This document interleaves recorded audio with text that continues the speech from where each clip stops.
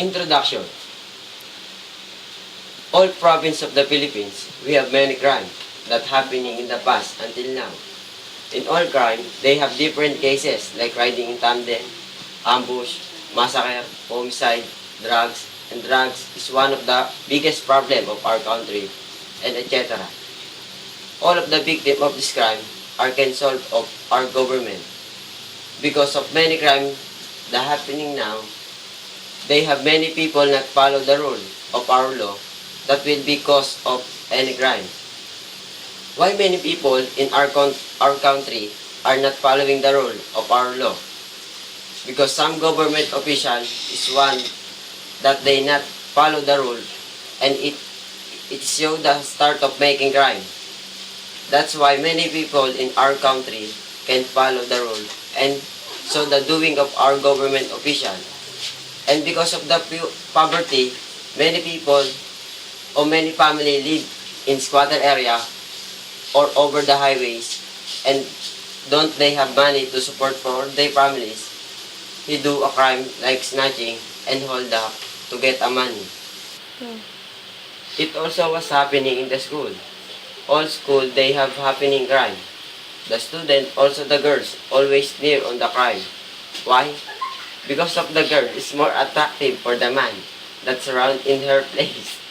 And for the boy student, he experienced a crime. The crime of bullying is always present in school, and hazing that happening now in many students die.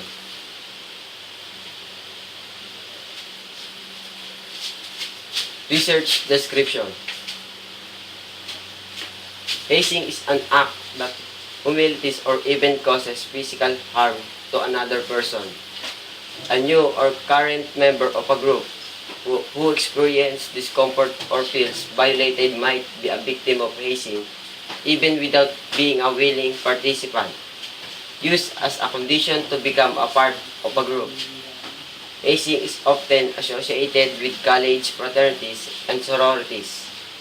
Example include the directing members to change their appearance, sleep deprivation, withholding food or water, forcing consumption of alcohol, or isolating members from friends and family.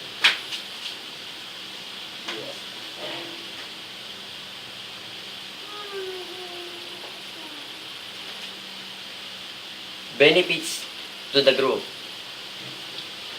Bring the group closer together. We need out people who don't want to take the process seriously. Humbles new members. Keeps tradition in act.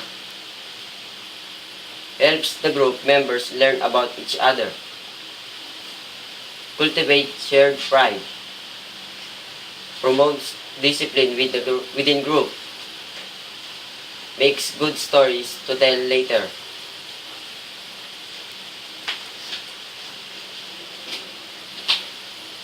Cost to the group. Sanction for getting caught. Risks losing the organization. Foster mistrust between you and current members. Leads to dissension among current members. Liability risk. Poor commitment of member who resent being hazed. Undermines long-term commitment by alumni. May drive away desirable new members. Contribute to poor facility condition. Leads to conflict with alumni.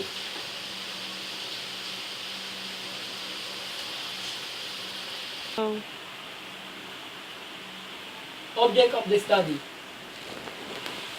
to unite men of culture, patriotism, and honor in a bond of fraternity. To encourage honorable achievement in every field of human endeavor. To promote spiritual, social, intellectual, and moral welfare of members. To assist the aim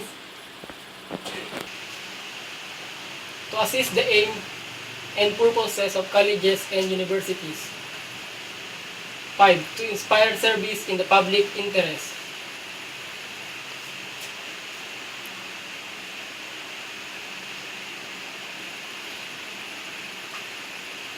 Ways to prevent. Educate all coaches, student, parents, and other district employees about hazing, awareness, and the dangers of hazing. Take seriously and investigate all rumors and take seriously and investigate all rumors and reports of hazing. Implement a strict anti-hazing policy and include a hazing section in the Athletic Code of Conduct that includes repercussions that are as serious as the act of hazing, that is to be signed by the student athletes and their parents. Hold coaches responsible for what occurs on their team. Do not let them lead ignorance. Hold them accountable, and if they suspect hazing and do nothing about it, the coach should be aware that their job is at risk. Create alternative team building or spirit building activities or traditions that carry a positive message. Challenge course or building a brick wall piece by piece as team goals are met.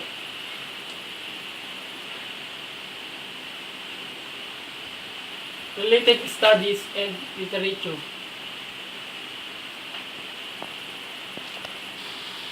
Local. John Angelo Dolet, a 21 years old engineering student suspected to be killed in Spain. Copies by members of the Alpha Phi Omega. Clark Anson Silverio, a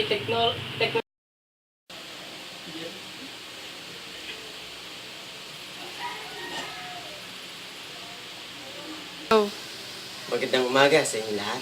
Andito kami ngayon para italakay sa inyo ang tungkol sa hazing. Ang hazing ay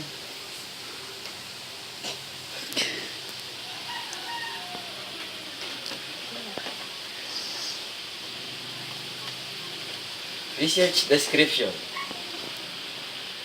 Letter A. Research context. Hazing is the practice of ritual and other activities involving harassment, abuse, or humiliation used as a way of initiating a person into a group. Hazing is seen in many different types of social groups, including gangs, sports, team, schools, military units, and fraternities and sororities. In the United States and Canada, hazing is often associated with Greek letter organization.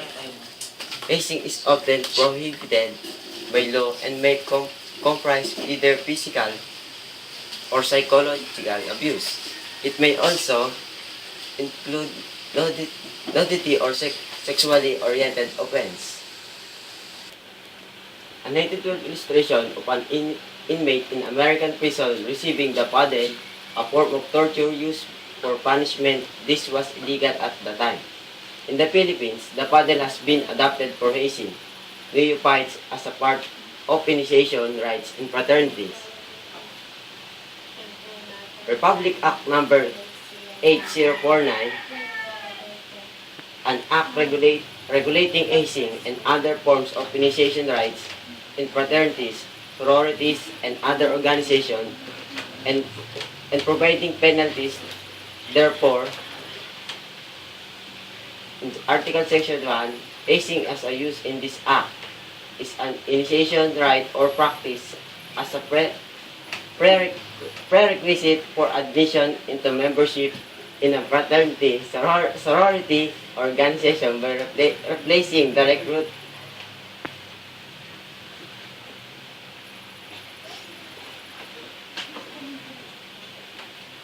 Introduction. All province of the Philippines, we have many crimes that happening in the past until now.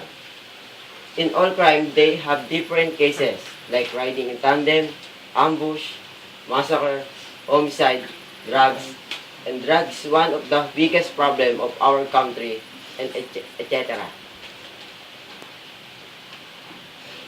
All of the victims of this crime are concerned of our government because of many crimes that happening now. They have many people not follow the rule of our law that will be cause of any crime. Why many people in our country are not following Studies and Literature. Local. Angelo Tulente, a 21 years old engineering student, suspected to be killed in Spain, Capiz, by member of Alpha Pi Omega, Claude Alson Silvero, at Technological University of the Philippines, Mechanical Engineering. Student was dead upon arrival at the Manila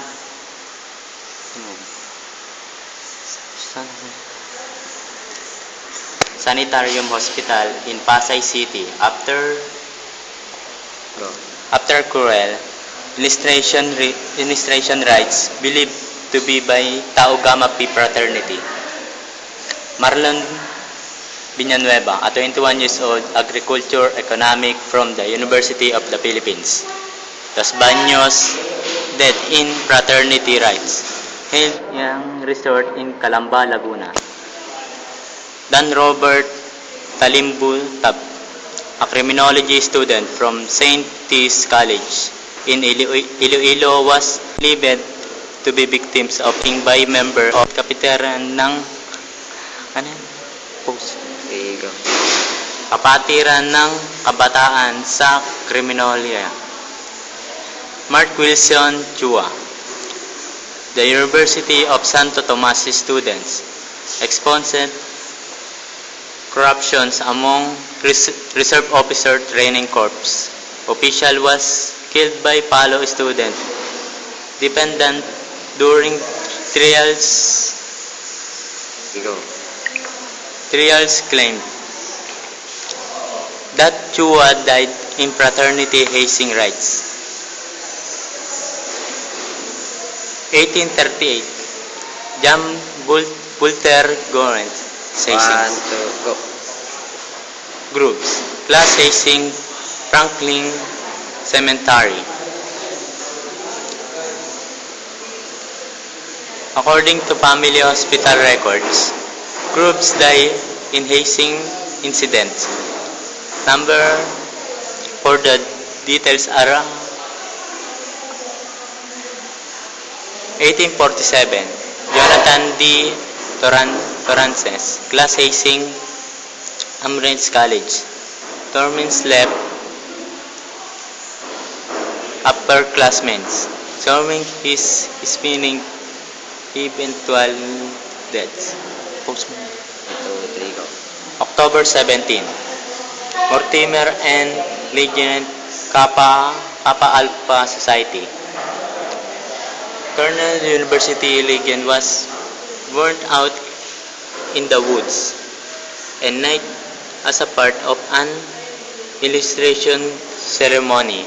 He died after falling into Gurn's mines.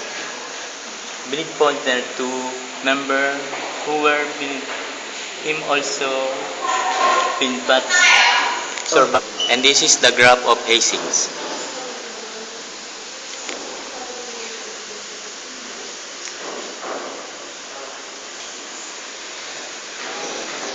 Summary, conclusion, and recommendations.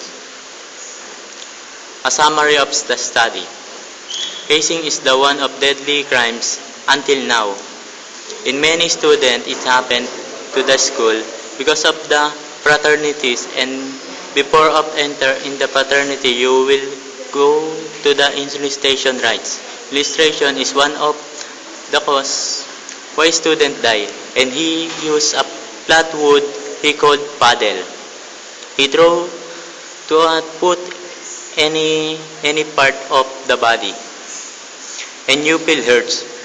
When your body feel very hurts, in many part of your body you will sit down in the floor.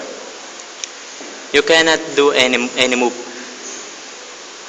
Many students die because of hazing. No one of our government official not know how to lynch the crimes the administration is happened. In a secret place, a place no one cannot see, all doing our government official.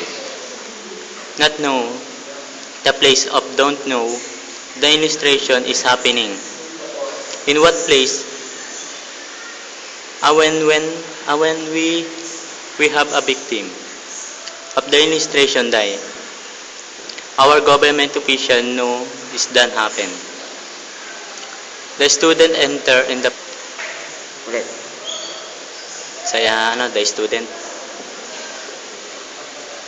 The student enter in fraternity is to protect himself and to be stronger in school.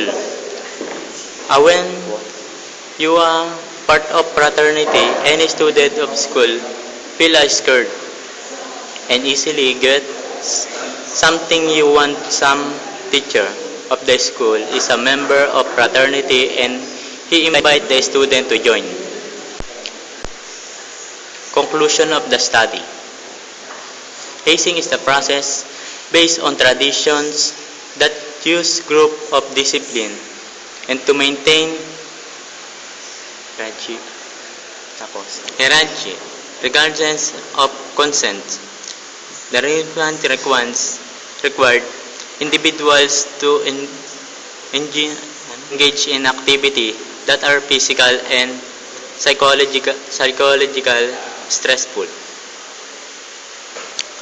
These activities can be humiliating, demeaning, intimidating, and exhausting, all of which result in physical and or emotional discomfort. Hazing is about group dynamic and proving one needs to become a member of the specific group. While being part of a campus, group can be one of the most meaningful aspects of student life. Hazing is hidden and seriously problem that undermines the value of this experience of many individuals.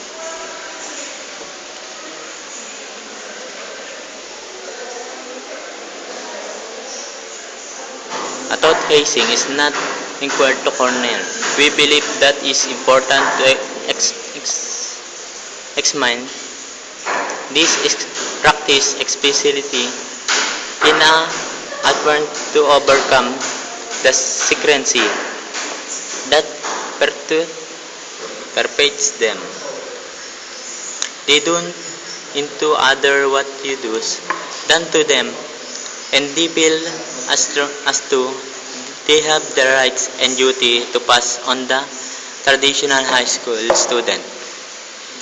Pack up this blueprint and step into their backup in order to take their hazing experience with them to college, the military, and the workplace. Each hazing bring it the possibility of a new twice perpetrators when to leave their mark on the traditional, and therefore they have add or changed the traditional silently.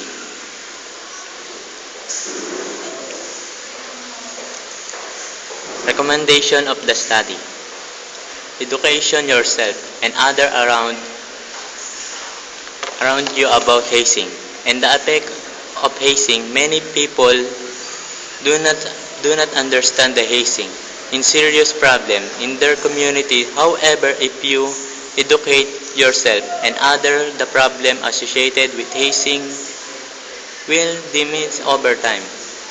View hazing a serious problem to most people. Some hazing is not seen a serious problem. However, it is extremely important to see any kinds of hazing, extremely dangerous. Most people involved in hazing believe if they can get away with it once, it's okay to do it again. Suddenly, the next time may be more served and lead to permanently injury or even death. Take action against hazing by reporting into proper authority, then following up with them in no action is take. If the actions take place in high school, go directly to the principal or superintendent of the school. If the hazing occurs in college or university, the campus police or president of the school can help, and if occurs within a military branch or unit, a high-rank officer should be made aware of the situations. Thank you. Go. Thank you for watching.